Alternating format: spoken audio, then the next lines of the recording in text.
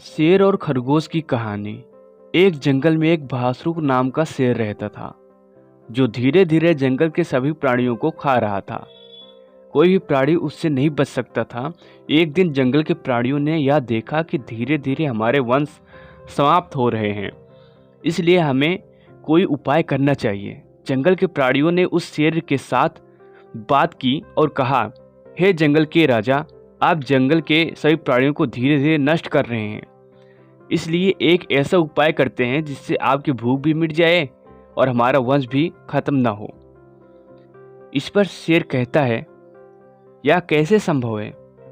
जंगल के प्राणियों में से एक ने कहा, राजा, आपको मेहनत करने की कोई ज़रूरत नहीं है। हमारे में से एक प्राणी आपकी भूख मिटाने के लिए खुद चलकर आया करेगा। तभी भासुर शेर कहता है, अगर ऐसा नहीं हुआ तो मैं तुम सबको अपना भोजन बना लूँगा। इस तरह सभी प्राणियों की बारी आती और शेर उन्हें अपना भोजन बना लेता। एक दिन एक खरगोश की बारी आई। खरगोश ने सोचा, अगर मैंने कोई उपाय नहीं किया तो यह ऐसे ही सभी प्राणियों को खाता रहेगा। जाते हुए खरगोश ने एक कुआं देखा और उसके दिमाग में एक तरकीब आई। खरगोश जानबूझकर शेर के पास देर से गया। इस ओर भासुर शेर ने मन में यह ख्याल बना आता है कि अगर आज कोई मेरा भोजन बनने के लिए नहीं आया तो मैं सभी प्राणियों को खा जाऊंगा। लेकिन कुछ देर बाद वहां खरगोश आ जाता है। भासुर शेर कहता है, छोटे से प्राणी, तू इतनी देर से क्यों आया? अब अपने भगवान को याद कर ले।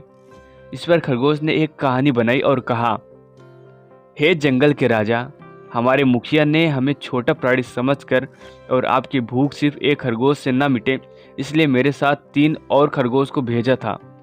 लेकिन रास्ते में किसी दूसरे शेर ने हमें रोक लिया और कहा, कहाँ जा रहे हो? तुम सब अपने ईष्ट देव को याद कर लो, क्योंकि मैं तुम्हें अपना भोजन बना लूँगा। मैंने कहा, हम अपने स्वामी दूसरे शेर का खाना बनाने के लिए जा रहे हैं।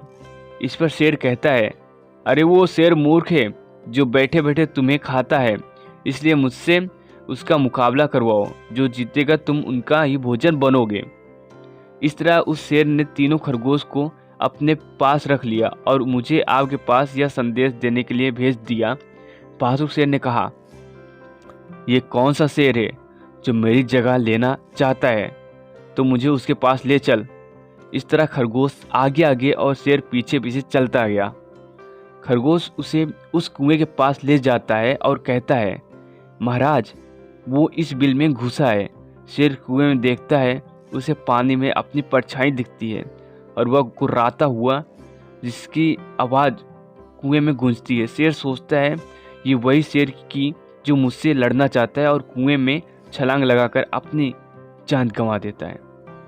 इस कहानी से आपको क्या शिक्षा मिलती है, कमेंट में ज़रूर बताना। और हाँ, कमेंट में अपनी राय दे देना कि आपको किस टाइप की कहानी चाहिए, और सब्सक्राइब जरूर करके जाना।